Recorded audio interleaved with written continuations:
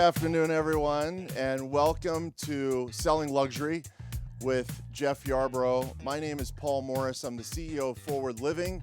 I consider Jeff Yarbrough to be a friend and a great colleague for over 15 years, and he really epitomizes luxury. He does it in almost everything that he does, the way that he treats clients, the way that he markets his properties, the way that he treats colleagues.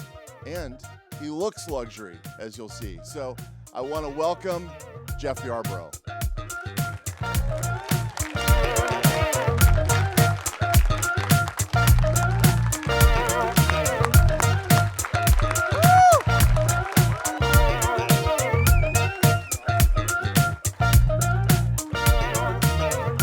Thank you. Well, welcome everybody. I don't know if you heard the playlist right before the show. One of my favorite artists is Chaka Khan. Any Chaka Khan fans here? Everybody, right?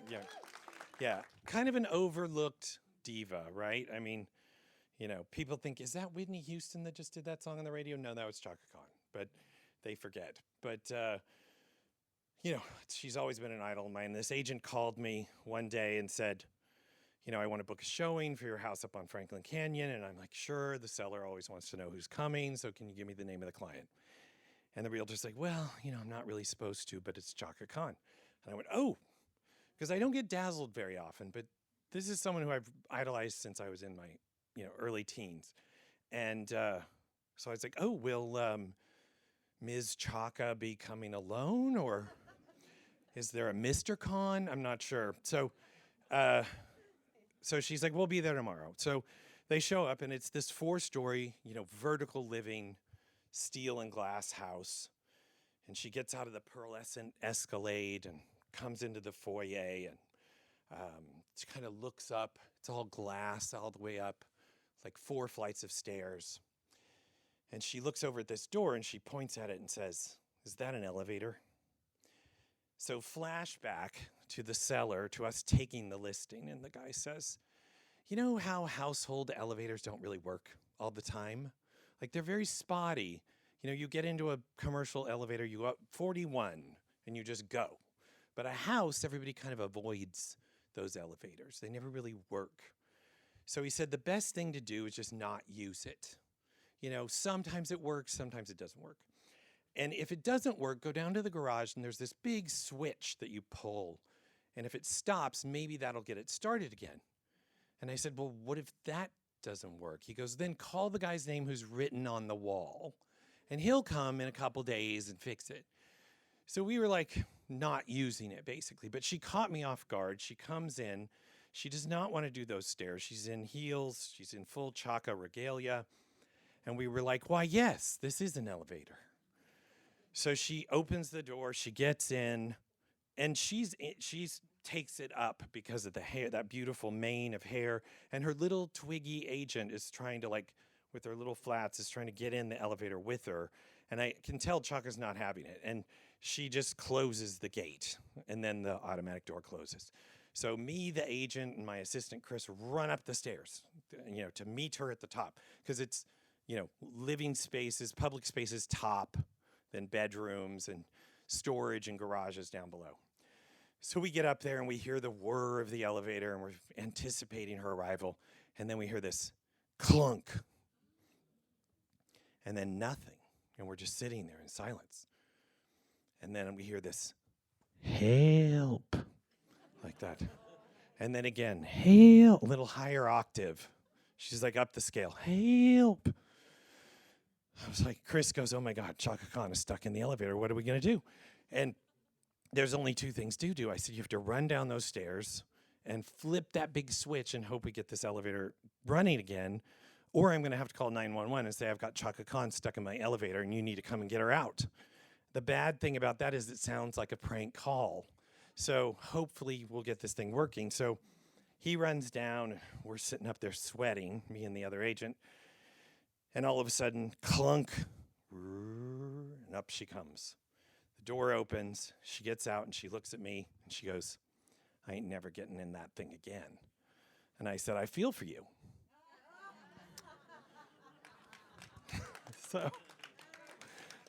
So anyway, just the perils of selling luxury, right? I mean, we're dealing with these famous people all the time, and it's always interesting. I always think the thing I'm most grateful for in working in the upper price points is the experiences you have, and it can be fun, and sometimes it can be terrifying when someone like that gets stuck in your elevator.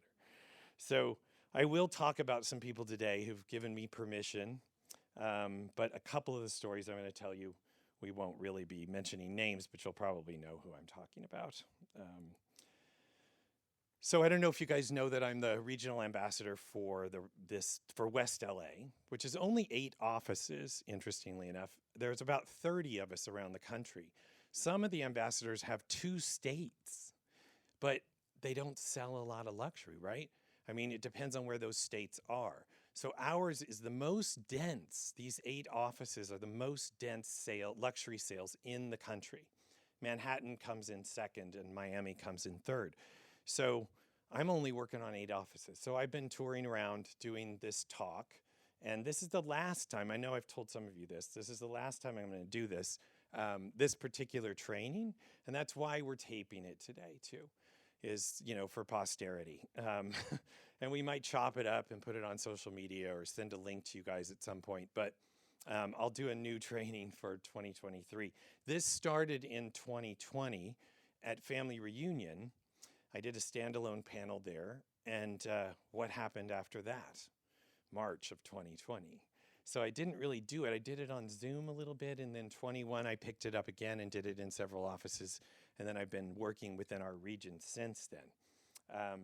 So kind of the ambassador role is to do trainings and keep people apprised of what's going on at KW Luxury. So we'll be talking about that a little later. But let's talk about the market currently in the third quarter. This slide lets us know what the top sales are in the county, which ranged from 16.5 to 42 million. This is pretty typical if you're looking at that tip top of the market, same as last year, pretty much. The same price points, second quarter, first quarter, and now third. Of course, there is a 38% drop off in the number of listings in this price point. But these houses are closing. So it tells you something about that luxury client. And occasionally, of course, on here, we have a $100 million sale. We have a $90 million sale. But those are kind of the white elephants. It usually sort of sits in this range. So today we're going to talk about sort of who these people are and how you work with them. My team was lucky enough in quarter 2 to be number 14 at a $20 million sale over in the Riviera. And it's interesting because some of the challenges of luxury, of course, are discretion. Like Paul mentioned, NDAs are very common. This was a repeat client of ours who's well known around the world because he owns a soccer team, among other things. I won't mention his name, but Dirt can. So they wrote about a previous sale of ours, and we tried to keep him out of the press. We tried to, of course, not put him on title, and it got out anyway. And he was upset about it, and my partner, Zach, did a lot of work with somebody to try to confuse and obfuscate and sort of stall things out on the internet and try to get him off of there because he was a very good client of ours. But it didn't really work, as you know. And so when he bought this $20 million house, as a follow-up, he put his name on title. And we were like, wait, why are you doing that? He said, because everybody finds out anyway. And that's kind of the world we're living in.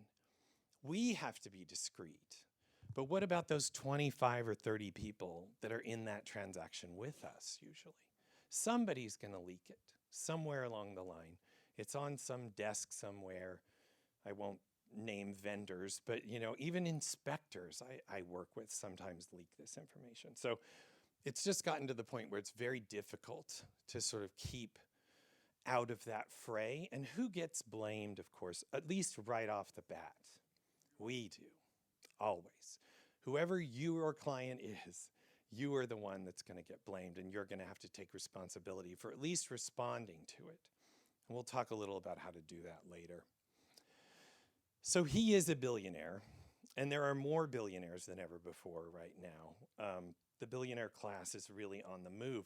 And it just shows you the disparate economy that we're living in. I mean, every day we're talking about this market, right? But in reality, the rich are getting richer, and unfortunately, the rest of us are sort of scrambling around. But it's interesting to know a couple of things about them. In 2021, there are now 660 more of them than there were in 2021. So right now, there's a huge increase. And a record 1,975 billionaires are self-made, which I find is really interesting. That's 72% of them. You think about Elon Musk. He did not come from money. Jeff Bezos didn't come from money. These guys are making their own fortunes. And most of them are here. 724 of them are here. I've only worked with 2 in my career, but it's no different than working with a millionaire, really, or multimillionaire. It's just there's more stuff going on around them. The top industries are finance, investments, technology, manufacturing, fashion, and healthcare. Important to know because, if you're aspiring to raise your level of service, look for people in these categories. That person may not be a billionaire today, but they could carry you with them as a legacy realtor as they become richer and richer. They also are very busy. They're all work and no play. I mean, they play really hard, but they work even harder. And they really expect that from their service people, which is what we are. Like, we're in customer service. So they tend to work 50 or 60 hours a week, and they like people that are available at odd hours because when they're off, that's when they want to call you. When they're done with the rest of their day, they get to the realtor. So, there was a period in real estate I remember where people were putting things on their machines like, if you get this message, I'll call you back between 4 and 5 p.m. or tomorrow at 9:30 or whatever. None of that can exist anymore, especially in a changing economy and a changing real estate landscape. We really have to go to the mat and be available all the time to our clients. I know it's kind of a hassle, but it's really the way it has to be nowadays. A lot of people talk about the 1%, so now we're sort of stepping down out of the billionaire class. Basically, the 1% means that they've got about $1.9 million around. That's kind of the 1%. You'd think it'd be, us here in LA, we're also jaded by super rich people. That's a lot of money to have around in most of this country. And Gary Keller put this slide up at Family Reunion, and it showed a 167% increase in the 1% over the last decade. So America got much richer. Again, the disparateness of the economy, the rich and the poor, is becoming more and more evident. And as we go through this recession, it's just going to be the same. There are people that are going to make more money and other people that just can't get it together. So where are the affluent? These are the most expensive cities in the world as of February of 2022. Tel Aviv, Paris, Singapore, Zurich, Hong Kong, New York, Geneva, Copenhagen here, and Osaka. Why is that important? When you're networking, when you're prospecting, keep these cities in mind and also start to develop a contact so you can, on the fly, hook somebody up to a realtor in one of these cities. I mean, we have offices all over the world, but if they're not there, you've got to do a little work to keep that person in your database and also having them refer to you. And things that they're looking for. This slide just went up at the Luxury Symposium last month. The luxury consumer is looking for more private spaces right now, amenities, elaborate entertainment areas, one-of-a-kind details, not in any of my friends' homes, so something unique. Recreation and outbuildings, maximization of the lot usage, so lots of tennis courts and pools and cabanas, fully integrated technology, of course, and art as a primary feature, not an afterthought. I don't know if any of you guys were at 4915 Los Feliz Boulevard yesterday. Was anybody there on Caravan? So a house right on the boulevard, about $10 million, had all of these things in it. I showed it to a client of mine, and he was dead set against buying something on Los Feliz Boulevard, right? A lot of people are. Who's from the Los Feliz office here? Yeah, you know how it goes, right? It's this weird thing people have, not on the boulevard. But those houses sell. And sometimes they sell as high as other homes, and other times they take a hit because of where they are. But because these features were there, I've got a second showing from him on Monday, where he said, not on Los Feliz Boulevard. So I think if you hit all the boxes, if you're working hard and really representing that client's interests well, you can overcome some of their stereotypical objections. And how are they different? And this is important to know, I think, and over time I've sort of developed this and pulled from other realtors that I've talked to. They're not need-oriented. They're spontaneous, but they're not always in a hurry, which can be very frustrating. More frustrating if you're in a relationship with somebody like that who's spontaneous but not in a hurry. And there's the 3 F's. They're fickle, flighty, and fearful. So they change their mind all the time about what they want. Sometimes they're just not around, usually due to their job. And what do you think they're fearful of? Anybody have a thought? Basically, being taken advantage of is usually their biggest fear. They think you're there just to sell them a house, that that's your only purpose in life, is to sell them something, not find them the perfect house, but just sell them one. So it's important to always adjust and never oversell with an affluent customer. They also play not to lose, and they buy stories. Well, what does that mean? So if they overpay in a multiple, they don't want to go to a cocktail party and say, I paid $750,000 over asking for my house. Because especially in this economy, people are going to say, who is your realtor? Let me introduce you to somebody else. But if you can say, look, there were 7 offers. Everyone was really high. The price was artificial. It was for excitement purposes only. I've shown you the comps. You paid a decent number, albeit a little high, but you won. And the minute they hear that, they start to settle down. But you have to be able to explain the loss, of being the winner, which is an interesting conundrum.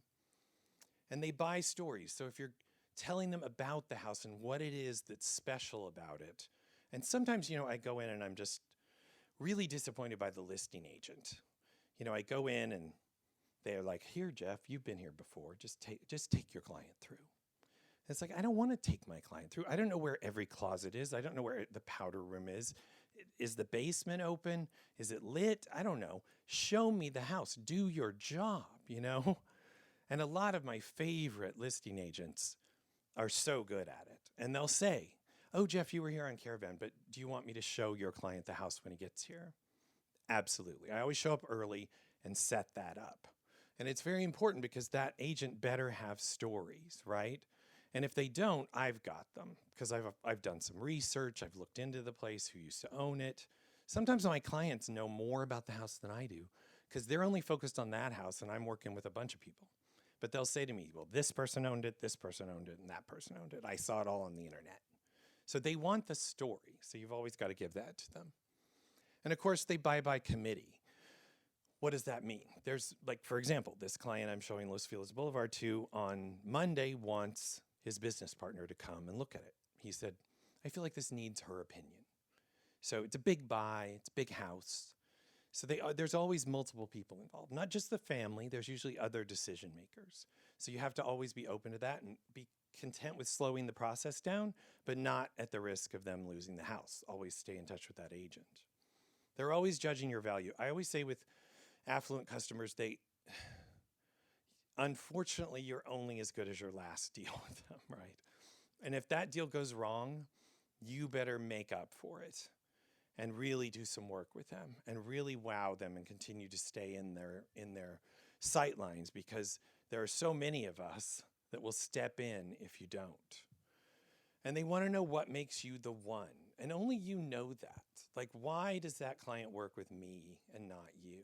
It's because I've made him understand that I'm the one who understands his life and his challenges and his needs, his family dynamics, how the rooms will suit him, And I'm the one that understands that nobody else does. We were at Caravan together, and this realtor started hitting on him. And I just let her do it because I know she's the 15th in line. I'm the one. And there are others that will creep on me if I let my guard down. But you have to always stay in that zone with people. So who are they? These are some interesting statistics about them, and I'll tell you why I like to know this profile of a 1% client. 89% of them are married, straight or gay. 73% are 44 to 55. Most are self-made, again, like the billionaires. Only 6% of the 1% inherited their money. 86% are here already, or they're U.S. citizens from another country, and they've got citizenship. 8% own more than one personal residence. That's not an investment property. 11% own at least one investment property, and 81% work for themselves. Again, it's this thriving economy of people who make their own way. So my coach, prior to the pandemic, held me very accountable for going out twice a month by myself to some sort of place where I could meet strangers and prospect in person. But he wanted me in front of people that he felt would be in the 1%. So I focused on museum openings and art galleries and restaurant openings and things like that. And it's hard, right? You don't want to go by yourself. It feels awkward sometimes, but if you start doing it as a practice, it gets much easier. So I would go and I'd sort of look for, these people that looked like George and Amal and kind of fit this. They're about 55 or so, and they're in a couple, or it's a nice, very well-dressed gay couple, or a couple of women. And I'd listen to what they had to say, kind of eavesdrop, creep on them a little bit. But usually they didn't notice me. And then, what I would open with usually is, how are you enjoying this show? What do you think of this show? Sort of break the ice that way. And then I would say, well, you obviously live in LA. Do you have a house somewhere else? And that's sort of a way in. And they would say, yeah, we have this condo in Aspen, and we hardly ever get there. I'm trying to figure out, which rental agency to put it with. Oh, wow, that's interesting. Have you got investment property too? Yeah, we own a duplex down in the Miracle Mile, and that's kind of a hassle too sometimes. And you just start to form a bond because you're profiling them like CSI.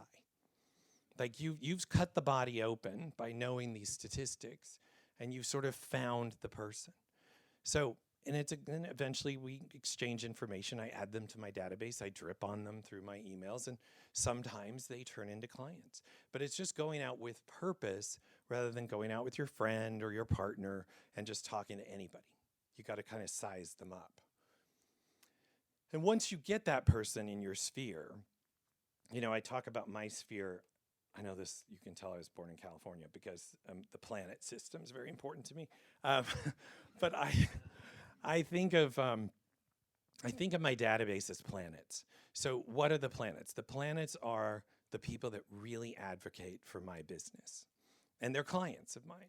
And Jupiter is always the biggest client I have, not the billionaire, but the client who gives me the most referrals, that is always there for me, that shows up at every one of my client appreciation parties, and that is always picking up the phone when I'm calling to check in, and is giving me active business. So he's usually Jupiter. Currently it's a he. A while back it was a she. They can change positions. Saturn's a she. And so I treat Jupiter and Saturn and a few of the other planets differently than the rest of my database. Everybody talks about, prospecting through the database. Let's go A to Z. Today I got B to C done. No, I'm working on these people the most. I'm thinking, who needs a call in the planetary system? Who can I shake a referral out of? I've got 2 guys who compete for referrals with me. How many did Alan give you this year? And they want to be in the lead on that. So they're very aware. I mean, my team always says to me, they appreciate the fact that I don't ask the person I'm talking to for business usually. I'm usually asking them who they know, who's looking to buy or sell. Because I'm already working with that person, and I'm going to make the assumption that I am your realtor for life. But who else do you know that I'm not? And that's usually how I'll get that sphere to expand. So I think it's interesting to sort of think of it however you want to, but not as a democratic system. It really should be broken down more by who's important and who are you going to spend your time on. I had this open house recently, and this agent called me and she said, I'm sending a client, but he can't be there when it's open. So how early will you be? And I'm like, how big is he in terms of, and she's like, he's a movie star. Okay, so I'll get there 30 minutes early. Because if she said he was some YouTube kid, I was like 10 minutes at most. So I mean, I'm just that age. So it's 10 to 2, and in walks Jake Gyllenhaal. And she, wouldn't tell me who it is. So he comes in, he's, hey man, he's walking around the house and looking around. And I can tell he likes it. He's interested in it. So he gets on his phone, and I'm thinking, well, if he doesn't want to see people, we've got about 6 minutes to go. So he gets on his phone, and believe it or not, this house was on Valley Oak, which you guys know, Valley Oak behind the gate. And he calls Brad Pitt, who lives right up the street around the corner, and apparently was home doing nothing. It's hard to imagine, but it happens. So within like 3 minutes, Brad Pitt is in the house, and he comes like really walking in with purpose. He's like, like really fast, and he goes right over to Jake, and they start talking and pointing and looking around. And then they sort of confab, and at this point, I'm like, it's 2 o'clock, like in my brain. Like people are going to start coming in. So a few people start coming in, but they don't spot them right away, right? And then one of them gets on the phone, and then in walks Giovanni Ribisi, who lives right up around the corner. And they're all good friends, right? So Ribisi comes in, and he's like, hey, man, what's going on, to them. And yeah, I saw this house came on the MLS, and so they're talking about it. And is it right for you? I don't know. It's not that, the pool's not that big. So they're talking about it pretty openly. And then people are starting to notice, because Ribisi's kind of loud. He's got kind of a really interesting, kind of gravelly, loud voice. The other two are really kind of, with each other. So out of nowhere, Beck walks in. So not connected to these three. I'm like, what is going on? I have never had this happen before. I've had like maybe 2 famous people over the course of 3 hours. But this was all, we're at 2:10 right now. And a lot of people are like, am I supposed to be here? Like, is this, they're not sure what's going on. So Beck's just wandering around, kind of hands in his pockets, floppy hat, just like that. And then in comes Moby. I'm not kidding. So this is all within 20, 30 minutes. So, and apparently Moby and Beck do not mix. These 2 guys do not like each other at all. So they were like opposing magnets, and they're just kind of walking in these broad circles around each other while these 3 are kind of wrapping up and starting to get out of there. And then in came a good agent friend of mine, and she's got BB Rexa with her. So BB and Beck start chatting. So they're having a confab. And again, people are just like, what is happening at this open house? I've never had anything like this happen before. So they all clear out finally. We end up in a multiple.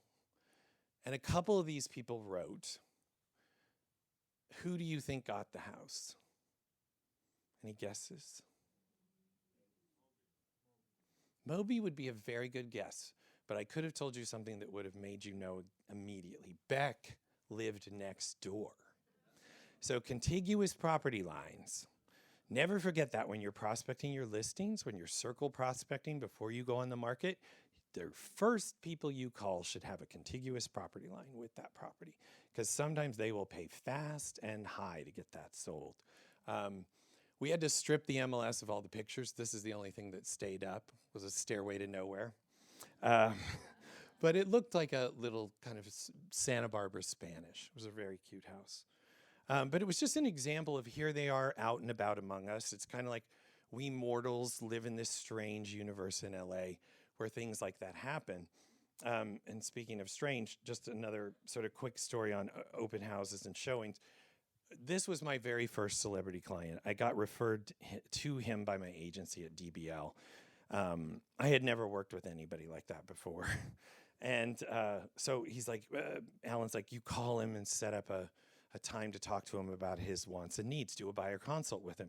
So I'm talking to him on the phone. And I'm like, well, when, I'm following this list. And I'm like, so when can you see property? And he's like, oh, I don't know. I get up around 8:30, 9, so I can probably be ready in somewhere at 10, 10:30. Okay, great. Everybody's at work. That should be easy. He's like, no, at night. I was like, oh, I forgot you're a vampire.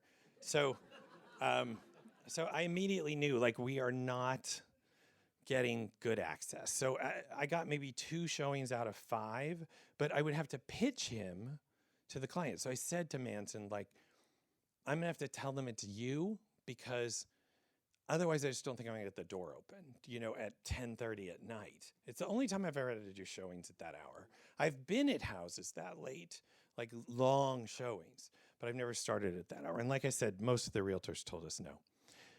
So we would walk in, we'd do the showing, we'd leave, and the agent would call me the next day. What did he think? And I'm like, I don't know. If it's not really the right house for him, apparently. And she'd say, you know what's weird? We let him in because of who he is, but he didn't look like that. He looked like Brian Warner, who he really is. This is him in high school. So they were like, the family was really disappointed that they kept the kids up, and they wanted to see that. So I called Manson, and I'm like, okay, you're gonna have to put on a cape or I don't know, a cane with a claw thing and a globe or something. People want to see you. He's like, I got this. It's okay. So the next time we had some showings, he gets out of the car and literally he has on a cape and a fedora and these women's cat eye sunglasses with rhinestones on them. I'm like, thank God he got the note. And then we go in the house and the kids are behind the parents, hanging onto their legs, shaking, because there's the creature from the Black Lagoon. And that's really what they wanted. And we did finally sell him a house because, he finally got on and played ball with us. But I had to learn the hard way to sort of use his celebrity to get things done, for him. Took a while. Weirdly, he wanted an all-glass house in the Sunset Strip. Yet he never goes outside. Who was the first person he called me for when we closed escrow? Somebody to do drapes. Yeah, heavy-duty blackout drapes. So once you get these people, then he calls me and wants to sell the house, of course, down the road. They're more demanding in terms of the listing presentation. And I'm going to give you guys copies of our listing presentation. So you don't really need to take notes on this because you'll get all of it. But very important with the affluent to treat this as a business transaction. One of the things that I've seen realtors make mistakes over and over about is if a friend of yours calls you who has an expensive house, that you just show up on a Sunday in your flip-flops and your shorts and start talking to them about the market. You have to treat everybody at that point. The minute a listing appointment is triggered like a client. And yes, it can be a little weird, but I acknowledge it. I'm like, this is who I play on TV. I'm like a realtor in real life. You don't see me do this very often, but I'm going to show you what people see. And I'm going to treat them top to bottom, just like I would a stranger off the street. So very important to pull all these levers. 48 hours before, confirm who, what, when, and where. Most of you guys, or most of people that I've worked with as mentees especially, just once they get the listing appointment, they're terrified to ask anything else about it. Because what would happen? It might move, or somebody might cancel. So they're just like, sure, Tuesday at 11, click. But who's going to be there? How many people are going to be at that appointment? Sometimes it's not even at the house. I mean, I've done listing presentations in my car. When we've gone to look at an income property and the tenant had a freak out, I said we were coming in, said the seller, and the tenant's like, you never told me, slam, So we go sit in the car and do the presentation in the car. I mean, you really have to know where we're going, who's going to be there, and how it's going to go. And also ask them a couple of days in advance, what do they want? I always say to them, what are your expectations about this appointment? What would you like to accomplish by the end of this appointment? I mean, the first thing, what of course do they say? I want to know how much my house is worth. Yeah, but beyond that, that's obvious, right? What else do you want to know? I don't know, do I have to stage? Okay, we'll talk about that. How long is it going to take? Yep, we'll talk about that.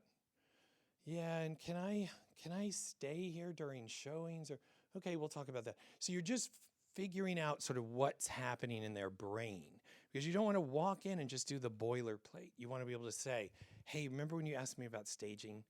I really think that's the way we should go here. I know it might create a lot of trauma in the process, but let's try to pursue that. So it's great to ask them what they expect. Again, take the mystery out of the appointment.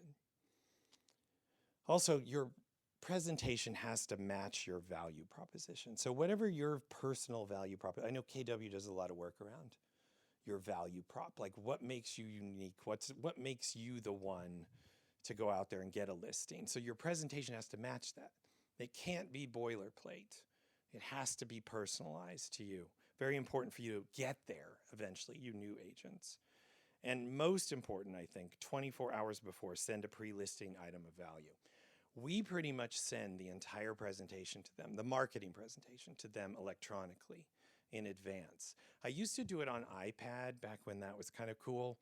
And I'd have, 4 people at the table, and you get an iPad, and you get an iPad, and you get an iPad. And I would control it from my phone. And then I'd take all the iPads away. You can't have those. And the guys would sit there and try to move it, but it was locked off. But we did that because we just didn't want to leave a trace of any of our information behind. Now people it's a return to print, guys. I don't know if you've noticed this, but when I've gotten listings, there's 4 or 5 presentations sitting there from the top agents in that particular hood, and it's all big and beautiful and it's kind of glamorous. I got this one listing, and the guy, I kid you not, the first 3 times I was there to work on the house to get it ready, he kept saying, "Did you see that presentation that they brought? That is so beautiful." He was reluctant that he signed with me at that point because he was so mystified by that gold leaf presentation over there. He's like, "Yeah, yours is good, but look at that." So what we did is we reworked ours.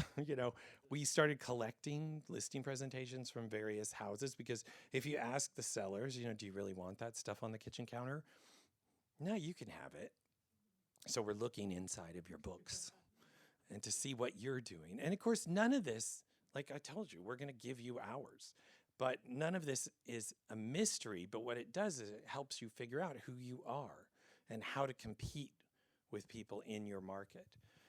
So that's what we send. You may not want to send them your entire presentation electronically. Never send what? The comps. And the price, of course. But if you send the comps the day before and you've got a couple of other attachments, what are they going to look at? The comps. That's all they're going to look at. You might be out before the appointment. So you don't want to talk about money over email. You'll do that in person. But send them something of value that represents you. And then just before, a text confirming the appointment. I'm big on see you this afternoon at 1 o'clock, at 9 o'clock in the morning. Always be early. The last thing they want to see is you coming in going, "Oh my God, the traffic on the 101. I mean, I just barely made it here." You need to be slick and cool and comfortable and not sweaty and parked in your car outside. My mentor used to put on the original Broadway cast recording of Chicago, and we would sit in his car. It drove me crazy because I hated that musical. But he would just play it, and what was it? It was getting him in the zone. It was a mantra, to him. And he would listen to that, give him the old razzle-dazzle song over and over until I wanted to vomit. But it got him in the zone. And I do a version of that. I like to sit in my car and just listen to like white noise news, which doesn't exist anymore, but it used to on certain channels. But just to get yourself in the mood and to be there early. And we usually door knock. I'm not kidding. This is down to the minute. Usually like 3 minutes early. I did a listing consult the other day up in Lake Hollywood, and I knocked on the door promptly at 2 o'clock. I was late in my book. And he opened the door and he said, "You and I are going to be great friends. You're right on time." And I thought, it does matter. These are obvious things, right? But it really does resonate. It's also important to send a handwritten note. I still believe in this. I usually have the addressed envelope written and stamped, And then I have the card and the same pen, of course. Make sure you have the same pen. And I go out to my car and I write the note, and it's personal because I'm reflecting on something that happened in the appointment. You know, it was so cool to see that vase on the table where you said Truman Capote used to keep his Coke. You know, not kidding. That was something I wrote in a note once. So I was blown away by that. So, you know, write something personal, looking forward to next steps with you. I'll be in touch, you know, and of course you're going to call them tomorrow. But then in my car, I put in navigation, post office. Wherever I'm at, drive to the closest post office. I don't care if it's 9:30 at night or whatever. I'm mailing that card tonight. Like, that's part of the deal because it needs to get there as soon as possible. So very important to make that acknowledgement. Yeah, you can go home and email them. You can text them, whatever. Send the note, also very important. And 24 hours later, you're moving the appointment along. Because a lot of times, I mean, we don't get them signed in the room, right? Because sometimes both principals aren't there, or there's another decision maker, or you're dealing with a manager who's going to review, or a lawyer who's going to review. So you've got to move that ball forward. And so the next day I always call and say, what are the next steps I can take to get this rolling with you? So important to do that and keep yourself moving forward, because that can really stall out if you let it, if you let them be in control of next steps. So speaking of the appointment, I'll walk you through what I do on a listing appointment. I'm very big on it lasting no more than 60 minutes. The only time it should be longer than that is if it's a gigantic house, because step one, of course, is show me. So when we get there, the first thing I ask for is a house tour. And even if I've been there before, or I know the person, I've partied in the house, I say, walk me through it from your perspective. You know, what is it about this house that you love? I want to hear that. And I always have something to write with, you know, a little moleskin or something, because if you're doing it on your phone, they're not going to know what you're doing. Are you typing notes to yourself? Are you responding to other people?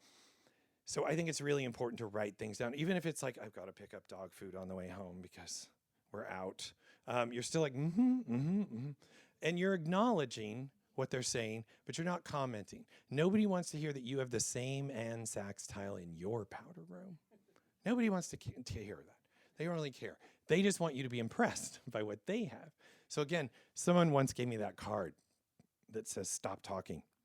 Very important. You'll get nervous, a lot of you who haven't done it a lot, but it's a great exercise to practice kind of this monastic response where you just nod and try to be silent when they're giving you this tour and take your notes and acknowledge pretty things.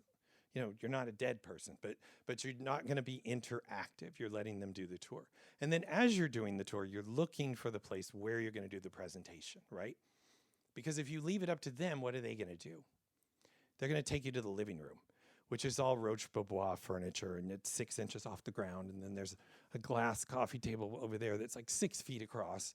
I can't present there. What am I, down on my knees, sliding things like in a bowling alley over to them? But that's where they're going to want to go. That's the pretty room, right? But so you're looking for the most formal place in the house, i.e. the dining room, the kitchen table, something like that. And when you see it, dump your stuff, mark it. I say this to new agents, mark it like my French bulldog does. Just mark the place, and then you can logically come back to it when the tour is over. So once we've marked our spot and we've sort of done the house tour, then it's tell me. So I get them seated, and again, I'm not talking for 30 minutes. I'm really trying not to. I'm just prompting. So in the tell me part, you're trying to find what from this client? Motivation, absolutely. And it's there. It's always there. It could be the worst form of motivation. Like, I just want to test the market. My neighbor's house sold for $5 million. Yeah, well, your neighbor's house is 9 bedrooms and yours is 3. But maybe somewhere in there is a number. Or it can be something rather shocking that's going on. It can be a divorce, it can be a death, it can be a loss of a job. It can be as simple as kids moving out. It can be great things like a job that somebody got and they want to roll up, and hopefully they'll buy with you as well. So you're trying to find the motivation, and you're just letting them riff. I mean, what I do is I usually say, so tell me, I know we've talked about this, but tell me what brings me here today. Like, what's really going on. And I don't think a lot of realtors do that. And you're not there to be their therapist, but we know that they treat you like their therapist, don't they? They tell you things they would never tell anybody else. It's shocking what I know about my clients. I could retire and just bribe them all if I wanted to. No. But truly, you just want to find out what's going on in their life. So up until this point, because I think a lot of mistakes are made during the appointment where you go in and you just start marketing to them. Like one size fits all. Let's start the marketing presentation.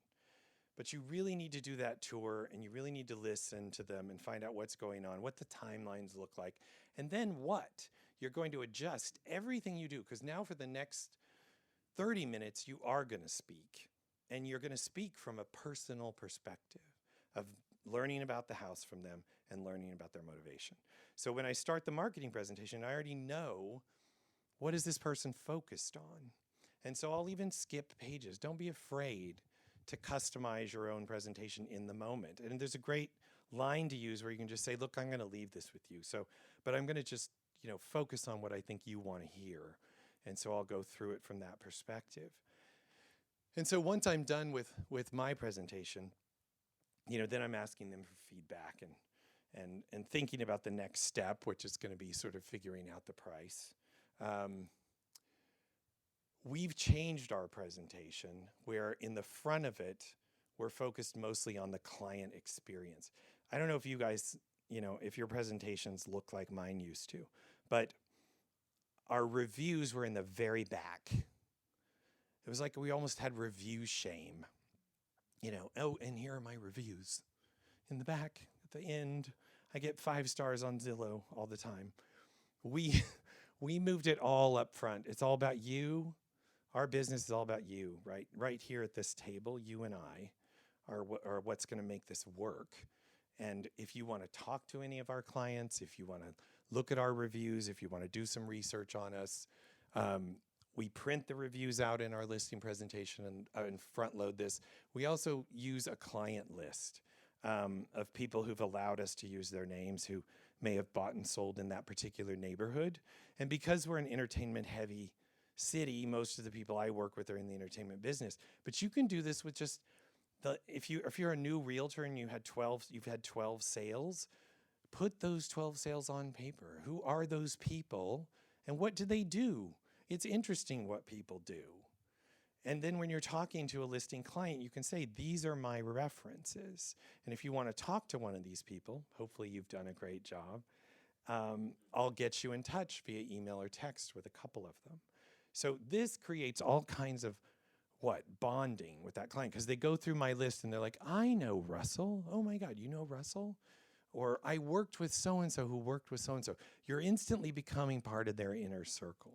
So I would encourage you, if you do one thing from this training today, figure out what to put on your client list. We also focus on what buyers are focused on. And we talk to sellers about this who try to do outrageous things. We used to be known for making these crazy movies with dogs and children and rental cars and actors. And I mean, it's true, never work with children or dogs on a movie. But we used to make all these crazy movies for people. And now we just say, look, this is what they want. They want property photos, detailed property info, which is your description, floor plans, and virtual tours. That's pretty much it. It's not rocket science what we do anymore, because the buyers have democratized exactly what they want. And they all kind of want the same thing. Look at those giant off-the-chart percentages. If you're going to spend money on anything, it better be photography, retouching, and making that thing look glamorous. So then when we get down here to the final stage, we're then negotiating the contract. And that's the first time they see the comps from me. And so I've usually got a loose set of comps. They're not stapled together. And I can kind of adapt them based on what I just saw and heard, because those two things can affect pricing. And sometimes we end up not showing the comps at all because we're wrong. And don't ever be afraid to be wrong. And you have to say it. I didn't expect the level of sophistication in this house. I wish you would have told me, but how could you? I had to see it for myself. and I just didn't expect it. And so the comps I have are for houses that are really inferior to yours. So I'm not even going to talk about that. What I'm going to talk about is this house and what the price should be, and I will back it up in the morning with new comps that I'll send you via email. How does that sound? Now, of course, I'm kicking it down the road a bit, but don't be afraid to be wrong. But always say when you are. And the opposite can be true too. Your comps can be too high. And you have to say to them, these comps are for done houses. This house needs a little more work than I expected, but let's work on that together, and I'll get you some new comps. Then when you get this listing, this big luxury listing, years ago, I kind of figured out an equation, because everybody always asks me, like, how much do you spend on these listings? And I figured out this thing called the 7% solution, which I think Arthur Conan Doyle figured out before me, because I think that was a Sherlock Holmes book. But I use this a lot, and it really works in the luxury price points. If you just take the purchase price like here, this 4,495, and you times it by 2.5, it's about $120,000 in gross commission income. And you take that number. Now, I don't like thinking about my commission, by the way, ever. I do this purely to assuage my OCD and figure out what I should spend. And then you take that number and you times it by 7, and then that gets you to 8,700, which sounds about right, for this level of listing, because you're going to be throwing a party, you're going to have maybe some entertainment there, you want to make it an event. So I think it works in most cases. If we try it, so the luxury price point in LA County is 1.8, right? So if we take 1.8 times it by 2.5, $45,000 times 7% is $3,150. So it kind of works in most price points. It's kind of appropriate down to about that. And then you've just got your base costs for your lower priced listings. So like I said, if you send me an email to jeff@jeffyarbrough.com, and you can just look me up on Instagram or Facebook, and it'll be there, and you put a subject line listing pres, and in the body of the email, tell me what you thought about today, I'll send you a link to the listing presentation, and you can look through it at your leisure. A lot of people talk to me about how to raise their game, and I think it's really a matter of putting in the time and putting in the work. And I break agents into 3 categories. The average agent, the top producer, which we're all top producers, right? Who's not a top producer in this room? And the luxury agent. And so I've figured out it's very important to know who you're working with across the table as well. Because if you are a top producer and you've got an average agent, that's a very risky situation, because their mistakes may blow up your deal. So you need to be advocating for them as well as your side. And there's a way to do that, to be representative of your client and keep them in the highest and best category, but also assist that other agent. It drives me nuts when agents come out the gate aggressive with me, because we're in the same business, and we're here to do the same thing. You're here to buy it, I'm here to sell it, or vice versa. So don't start with me with that. And I think it's really important to really get to know that other agent a little bit and form relationships. I mean, one of the things that was fun today for me is being outside with you guys and seeing a lot of you that I haven't seen in a long time. I mean, those relationships are so important, because if you write on one of my listings tomorrow, it's like, hey, let's do this, so be sure to sort of form those relationships and categorize the people you're working with. If you're working with a luxury agent and you haven't done a lot of those sales, never be afraid. Again, it's all about transparency. You're not leaving anything on the table. Ask them for help. Ask them questions. What do you think's the best way to go about this? If you're at a stumbling point in the negotiation, they will help you. That's how they got there. They got there by getting a leg up, getting help, learning by failing. And they're very happy usually to pass on information. I mean, everybody knows kind of my idol in this business is Jade Mills. And whose isn't, right? I mean, we all have our real estate idols, but she particularly fascinates me. And I've been lucky enough to be in deals with her. And, you always want to kind of, aspire to that. But she's in her 70s now, and she's working as hard as possible and answering the phone and making calls at 11:30 at night. I don't know if I want to do that. 70s are a long way off for me, by the way, just so we know. It's not like a decision that's imminent, but at some point I will have to make it. But a funny story, I had an assistant, the same guy who was at the Chaka Khan house, used to work for Jade. And she would drive down Cannon Drive in the Flying Bee, and she had a listing appointment to go to. And she would pull up in front of Coldwell Banker, and she'd slow the car down and roll down the passenger window, and he'd have to throw the listing presentation through into the passenger seat, and then up would go the window. And he'd be like, "Bye, Jade. Have a nice day. Hope you get the listing." But it's great to have people to learn from and also to teach. I think, one of the reasons I do this, obviously this is free for you guys. I'm the one spending money. And so is Forward Living and Paul and Josh. And I'm thankful to all of you guys for that. But it's important to be of service, I think, in our business. So by figuring out who's on the other side of the deal, you really can do that. Also, learning your neighborhoods, I think, is really important. I mean, everybody knows everything about everything now because of the internet, and we all sort of have a vast access to information about different hoods, but it's important that you know these things. You know who these agents are that you're up against, who are the dreaded neighborhood specialist. A lot of people come to me, how do I beat the neighborhood specialist? Well, you got to do some work now. You've got to know who lives next door, who lives behind them, who used to live in that house. What are the last 5 sales in that neighborhood? What's the average price point? Who are the top agents in that neighborhood? You better get to work and figure that out, or you're going to lose to Patty Rubin. Also about branding. People always ask me about branding, like what's the best way to brand? I always say you should be out there on Facebook and Instagram or whatever you're doing and looking and acting like a pro. I mean, we all have to live our private public lives as well. But I think if you take your business really seriously, you have to become a character that always features that, as well as who you really are. You have to be authentic, but I think in our business, you also have to be professional when you're online. I think metering out who you are off camera is important. I don't think everybody needs to know every time you have fast food. But, you can still be in go mode when you're in your private life, I think.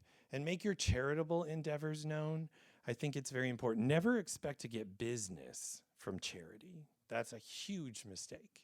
Don't go out and find a charity to work for and think you're going to get referrals. You will if you are really there for the right reasons. But I think it's important to be authentic there. And people do respect that. I donate it from every closing to an animal charity. And I think people really like that I'm not just sort of, not using their money in ways that I can't be transparent about. But also don't be a show off. Careful of constant vacations and parties and expensive possessions. People post these crazy cars. I'm like, you leased that. Like, you don't own that. So, why post that? I got a new lease. I mean, it's kind of odd. This is a picture of me and Rory Barish, who I adore. And, there she is with her glamorous, dirty martini and her faux leopard coat. This, to me, I picked this because it's an example of what I think is a good way to show yourself drinking, because it seems like a lot of people want to do that. This is my buddy Rupert Everett, who's kind of hiding in the background, drinking out of a wine bottle.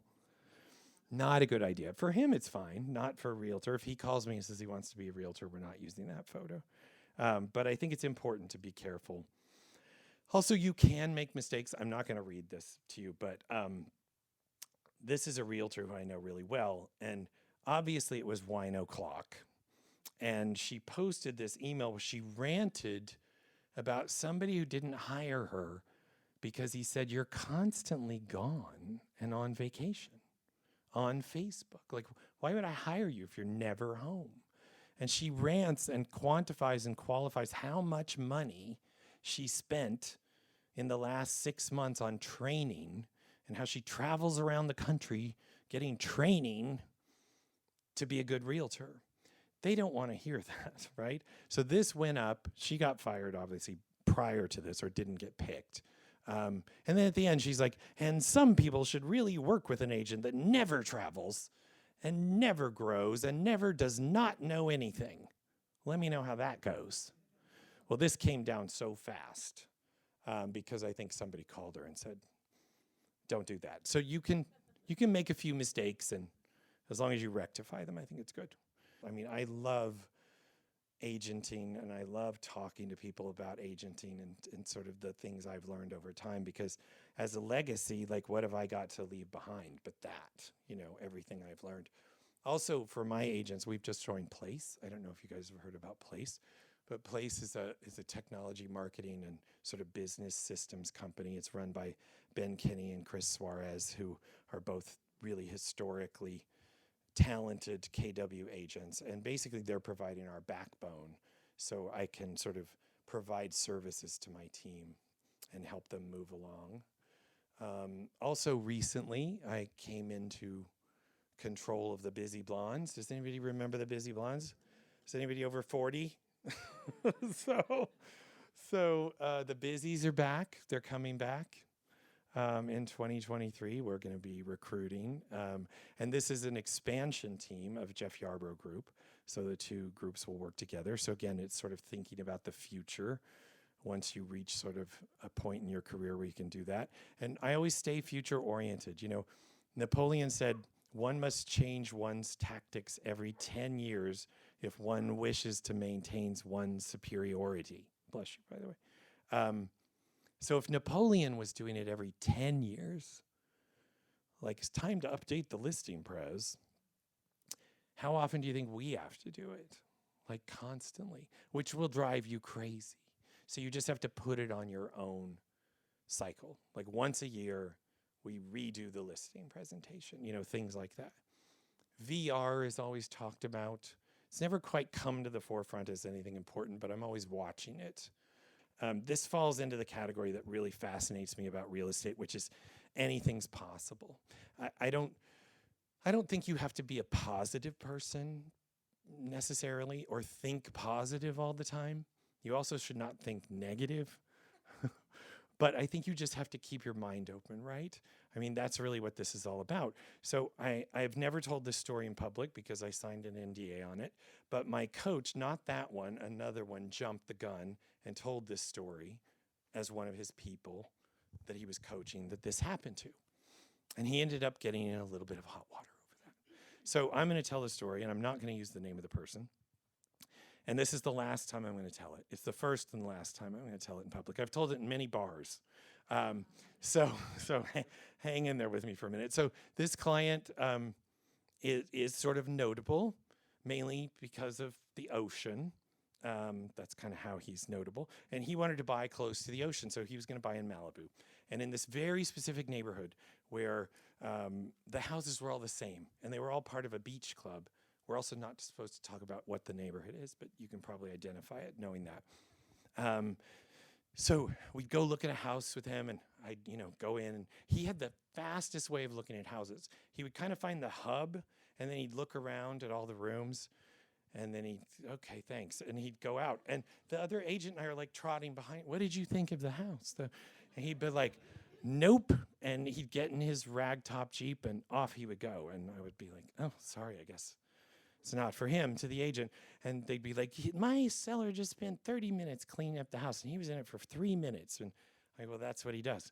So we went to the next house. I think I showed him like 4 houses. And I'm like, what did you think of that one? Nope. And he'd get in the car, off he would go. And I'm like, this guy is never going to buy a house. So I started to get negative about it, and so like, I think it's the 4th or the 5th house over probably an 8-month period. And we're coming out of it, and he's a real fast walker. So he's walking to the Jeep, and I'm always trotting behind him. I'm like, what did you think of that one? And he's like, yep. And I was like, yup. So he's getting in the Jeep. He's like, yup, write it up. I was like, oh. And again, I felt like you do when you get that listing appointment. I'm like, I'm not going to ask him. Not going to ask him what he likes about that house. Just thank God he liked it. So off he goes. I contact the business manager. He gives me, we're not going to overpay, that whole thing. So we get the offer together, and I send it over to the client. And he calls me at like 9:30 that night, and he goes, looks great. Thank you, Jeff, for doing that, and thank you for hanging in there with me. I know this has taken a while, and I really appreciate your patience with me. And I'm like, wow, he's actually a nice guy. And so no one ever thanks us, right? How many times do your clients say thank you? Very seldom. Get over it. It's just not part. They think we make too much money. So we don't need to be thanked as well. But he did thank me. And I said, well, and this was my mistake. I was like, so what was it about that house that you liked? And he goes, I like their dog. And I was like, oh, I love dogs. Dogs are great. Dog energy is everything. I come home, my dogs are running around. It's great. I love that. That was a great dog. Beautiful dog. He's like, no, you misheard me. I'd like their dog. I was like, you would like their dog? Yeah. I said, well, I don't know how to put that in the offer exactly. I might have to call someone tomorrow. I haven't sold a dog before. So again, I'm trying not to kink this deal. I don't want to be on the nope train again. So, the next day I call my broker, who's this very harried person in general. And not my current broker, Michael, if you're here. And he's like, I have 2 words for you. Other remarks. I was like, oh, okay. I can do anything in other remarks? Pretty much. Just do it in other remarks. So I'm like, oh, okay. So I think I have to suddenly think like a lawyer. So I'm like, seller to convey living, breathing Labrador with property purchase. I'm like, I don't know what I'm doing. I'm just making shit up, like filling out other remarks. And I send it over, and he looks at the offer again, and he goes, yeah, submit it. So, okay. So I called the other agent. I said, I have really good news for you. I got this offer. I'm going to send it over to you. And then you might have some questions about it. Just call me later when you review it. So she's like, no, Jeff, they really like you and they really like him. I've talked about you and how we've worked together before, and they really like him a lot too, and they really think he's the right one for the house. And can you come present the offer to the sellers? So for those of you who don't know what that means, it's gone the way of covered wagons, but we used to have to go sit at a table, like a listing presentation, and pitch your client's offer to the sellers who are sitting across from you, with the agent usually next to you. And sometimes 2 or 3 other agents are in the living room. I've done that too, where it's a multiple and they're just filing us through, right? So they're hearing you pitch from the other room. So you always want to be last, but it doesn't really happen that much anymore. So I'm like, no, I don't need to pitch this. Just you take it to them. Call me with any questions. I'm terrified of this. She's like, no, Jeff, I need you to present. She hasn't looked at it yet, by the way. So we set up the appointment because you can't say no. It's all about servicing the client. So, I go over there, and she never looked. She was going to take the presentation cold along with them. So there's this dude who's super kind of macho-looking dude sitting there. His beautiful athleisure-dressed wife, and me and the other agent on the other side of this kitchen table in this tiny little breakfast room. And I'm starting to sweat. I can feel my back. It's just drenched. And I get the offer out. And I think at the time it was on page 4. And so I spent like 45 minutes on 1 through 3. I just could not get to 4. That wasn't that long. But I didn't want to get there. So I finally turned to that page. So this is mostly boilerplate. You'll see, here's other remarks. And you'll see here that, I know this is kind of crazy, but he is interested in your dog. If you would leave the dog, I think he would really be happy about that. And the guy just pushes back from the table and slams the chair rail into the wall and then crosses his arms and he just stares at me. He drops his head. He's not saying a word. He's not breathing. Nothing. And so I'm like, okay, page 5. So I'm, I start going through the rest, and the agent realizes she's clocking him. She's clocking me. She sees, like, I've got water coming down my face at this point. And so she's like, I think we get the picture, Jeff. And she's picking up all the papers and stacking the hours. She's like, thank you so much for coming. This has been great, everybody. So appreciative of your time driving out here to Malibu. Thank you very much. So I march out, and I couldn't wait to get on the phone to him. I'm like, you know what? You could have had that house. You like that house, but you and that stupid dog thing, just blew the appointment up completely. I mean, they didn't see anything else I did or anything that you offer them. All they could focus on was that dog thing. And he's like, no worries, on the phone. I'm like, what is up with this guy? He never gets rattled. He's always chill. So I go home, and I can't sleep. I had to take a Xanax or whatever and have a martini. And because I'm mad at this point, So the next day, she calls in the morning, and she's like, hey, Jeff, there are a couple things that we need to talk about. I just take the dog out. Just counter the dog out. That's all you have to do. Just counter it out. It's never going to happen, so don't worry about it. And she's like, well, there's some other stuff in the offer that I really want to talk to you about. And it's regarding their timing. They're moving to Texas, and we really need to tighten up some of these terms. And I said, that's fine. Just get me a counter. Don't let the dog kink this deal. And she's like, well, the weird thing is they've been looking for someone to take the dog because he grew up from puppyhood at the beach, and he goes to the beach every day, and they're moving to Central Texas. So they've talked to some of the neighbors, and it's just not the right time for some of the neighbors to take this dog on. So it might just work. And she said, I'm going to counter it out because we don't want to be selling dogs and dealing with that in mediation and arbitration. So I'm going to take it out, but then let's just walk down this road together. And it happened. And he got the dog, and they lived happily ever after. So...